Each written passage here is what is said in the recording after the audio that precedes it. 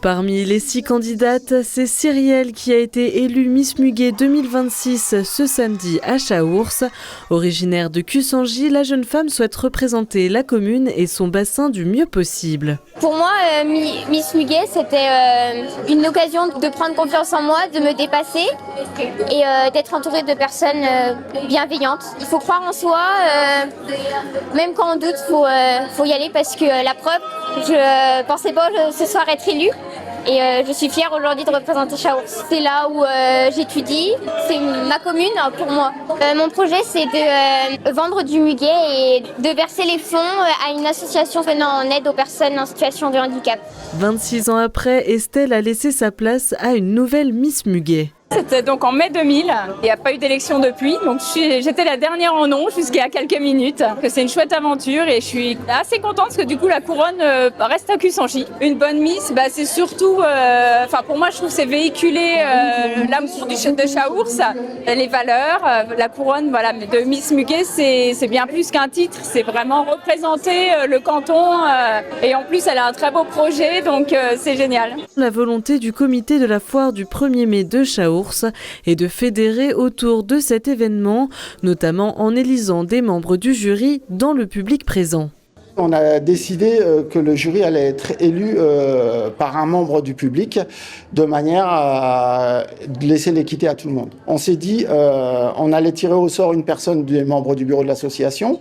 On va tirer 3 bénévoles de l'association, on est 47, et le restant du jury sera tiré au sort parmi les personnes présentes dans la salle, ça fait 2 participants. Je ne sais pas si ça manquait, mais en attendant, le public qui est là montre que c'était déjà apprécié, quoi. Ce concours a été préparé en 3 mois, un challenge de taille pour Angélique, élue Miss plusieurs fois dans sa vie. Quand on a une écharpe, du coup, en fait, ça permet de faire beaucoup de choses. Ça reste un bout de tissu, mais ça nous ouvre beaucoup de portes.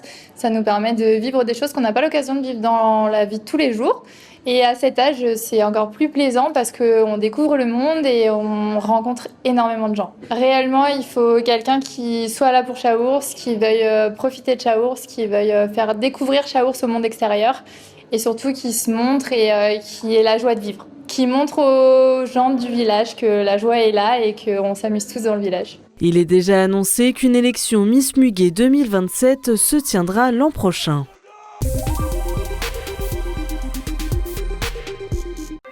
Dans les pâtures, il y aurait 1 millier de tiques à l'hectare, bien connus en santé humaine, la maladie de Lyme, les moins en santé animale. Prévalence et impact sur les vaches, moutons et chèvres des exploitations agricoles ont été étudiés l'année dernière par le groupement de défense sanitaire des Vosges. Une première en région Grand Est restituée ce mardi à Dompère. L'occasion en introduction de rappeler les symptômes sur les hommes et les femmes. En France, 40 000 cas par an. Pour l'érythème migrant, la tache rouge qui grossit et qui est centrée par la piqûre de tique. Et puis après, pour les formes neurologiques, c'est la paralysie faciale périphérique. Les autres formes typiques au niveau neurologique, le mot c'est méningo-radiculite, une bande sur la peau qui fait extrêmement mal, qui va brûler, qui va réveiller la nuit. C'est très douloureux et donc ça nécessite généralement une hospitalisation pour faire des examens et mettre en place le traitement. Dans les Vosges, environ 1/3 des tiques analysées dans les pâtures et sur le bétail sont porteuses de micro-organismes potentiellement pathogènes. 2 autres chiffres. Plus de 65% des éleveurs se font piquer plusieurs fois par an par les tiques au niveau des éleveurs qu'on a enquêtés. Deuxième chose, sur notre échantillon de 300 bovins, les 3/4 ont rencontré au moins une fois dans leur vie une maladie vectorielle à tique. Des bovins et ça vaut pour les moutons et les chèvres, chez qui la maladie de Lyme engendre fatigue, inappétence, fièvre, arthrite, boiterie ou encore difficulté à se déplacer. Les conséquences en termes de productivité sont donc réelles. Une infection dont se passeraient bien les agriculteurs, toujours préoccupés par la fièvre catarrhale ovine. En raison de l'immunité naturelle et de la vaccination, la FCO continue à circuler, mais à bas bruit. La mise en œuvre des plans de prophylaxie se font, la surveillance se fait, notamment au niveau des mouvements. Donc on peut aussi être rassuré par ce que l'on fait au quotidien pour limiter les risques. L'organisation est plutôt très bonne dans les Vosges pour parer au plus urgent le cas échéant. Pour revenir aux tiques et à la maladie de Lyme sur les ruminants, d'autres études vont suivre au sein des exploitations agricoles vosgiennes, d'ailleurs en étroite collaboration avec l'ANSES, l'Agence nationale de sécurité sanitaire.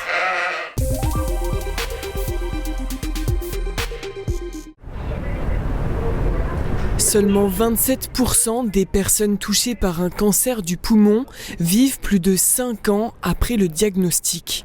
Une donnée qui fait de ce cancer le plus mortel en France. Pourtant, les technologies évoluent, facilitent parfois les traitements et augmentent les chances de survie.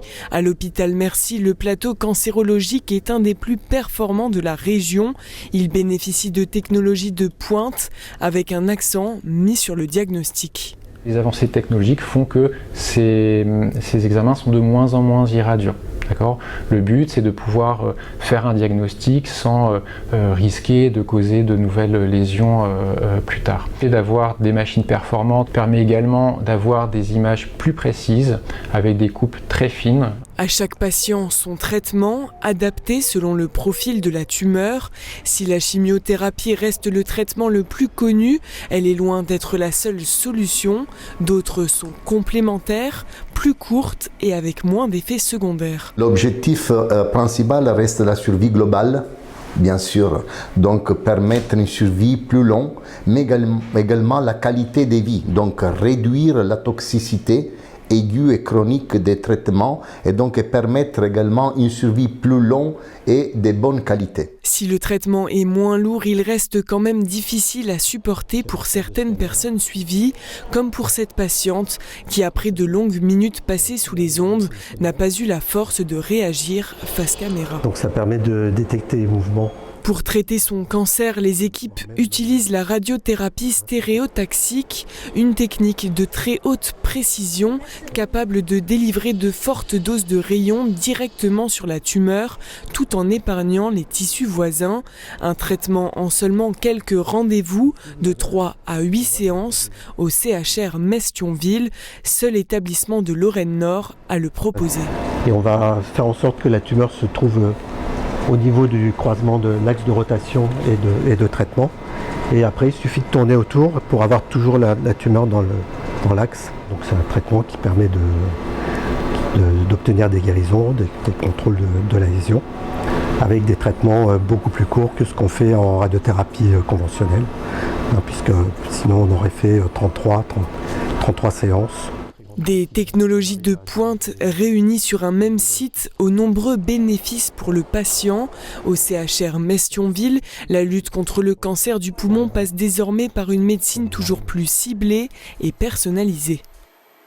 « 27 pistes ouvertes au moment de notre tournage vendredi et une neige bien présente malgré les conditions humides du jour. L'occasion en cette 4e édition de la Semaine des métiers du tourisme pour le président de la région Grand Est, Franck Leroy, d'une petite descente vendredi dernier à la station de ski de La Bressonnec en compagnie du PDG du groupe Label Montagne, l'une des 8 que compte la holding de la famille Remy. C'est une belle saison qui se déroule, un démarrage un petit peu laborieux à Noël, mais très vite le froid, la neige sont arrivés. Et aujourd'hui, on a déjà enregistré 160 000 journées skieurs. Après un démarrage un peu en deçà de l'an dernier, les week-ends de janvier ont en effet permis de rectifier le tir et d'espérer atteindre les chiffres de 2025.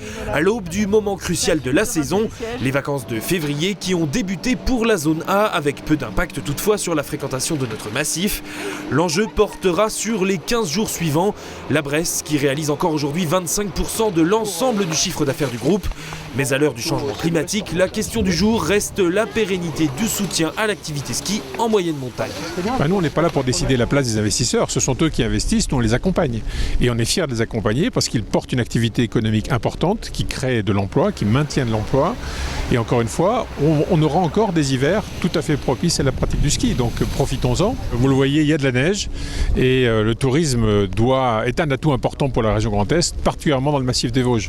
Alors cette année, il y a de la neige, il y a des années où il y en aura moins, mais je pense qu'en développant un tourisme 4 saisons, on a de réels atouts ici. Bien sûr, on croit encore au ski dans les Vosges, mais pas que, c'est-à-dire le ski plus un ensemble d'activités qui permet justement d'avoir une offre pour les clients diversifiés et sécuriser l'aspect économique. Et c'est vrai qu'en tout cas pour les Vosges, où on a notre premier essai d'un centre de loisirs indoor 1055, c'est plutôt une réussite, il a trouvé son public. Un investissement à à plus de 8 millions d'euros, ouvert depuis 4 mois.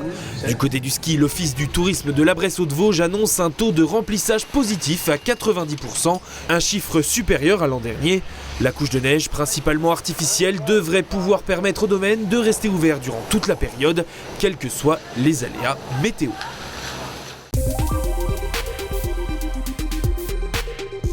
Il paraît que je suis revenue enchantée à l'heure du déjeuner. Aujourd'hui, Pierre a 3 minutes pour convaincre et faire vivre un texte. Lui a choisi 35 kilos d'espoir, son livre préféré. Eux ne trouvent qu'une chose répétée comme des perroquets. Travail, travail, mais travail. C'est un livre que j'ai découvert qui m'a beaucoup plu parce que je trouvais que c'était un petit peu moi. Il est l'un des participants de la finale départementale des petits champions de la lecture, un concours national qui invite les élèves de CM1 et de CM2 à lire à voix haute un extrait de livre. La maîtresse, elle a envie d'acciller. Arrêtez, les chiens, c'est plein de microbes. Maëlys a bouffé de rire, pas discrètement derrière sa main. Pour eux, la lecture est un plaisir, parfois même une aventure. Pour moi, lire, c'est trop bien, parce que tu vis les aventures des fois. Ça m'occupe, j'aime bien faire aussi, j'aime bien lire, comme ça me fait des histoires dans la tête et j'aime bien. Ça peut nous aider dans la vie justement pour notre travail et tout. C'est l'imagination, les textes, ils sont cool. Des fois c'est rigolo et donc du coup on a envie de le vivre. Se dépasser, prendre la parole et ancrer durablement le goût de la lecture, des valeurs que partagent aussi les parents. Je pense que ça leur apprend un peu à développer leur capacité de concentration déjà par rapport à d'autres activités. Ça permet également de lutter contre le fléau actuel des écrans. Donc ça leur permet d'avoir d'autres activités, des temps plus calmes. Ça leur permet de mieux oraliser les choses. Puis surtout le côté évasion. Après, l'imagination, c'est très important pour eux. Je pense qu'ils travaillent ça. Un enjeu d'autant plus important que la lecture recule chez les jeunes. Ce type de concours leur permet de s'immiscer dans un monde de pages et de découvrir le plaisir de lire. La lecture permet l'imaginaire, permet de s'évader, de voyager, et puis c'est vrai que c'est chouette, et on voit justement qu'il y a encore beaucoup de lecteurs parmi eux, et c'est très bien de voir ça. Pour ces jeunes, la lecture résiste encore. Et pour Pierre et Tiara, c'est une victoire pour cette journée. Ils rejoignent le second tour de la finale départementale, qui aura lieu dans les prochaines semaines. Il est marteau, Toto. Je connais pas le chemin, moi. Au premier tournant, je suis sûre de me paumer.